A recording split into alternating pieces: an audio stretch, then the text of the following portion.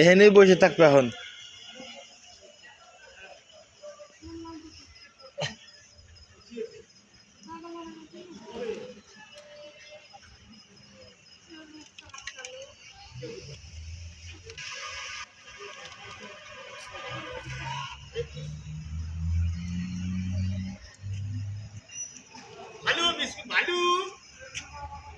কি দিলা সকালবেলা কিছু খায় নাই তো।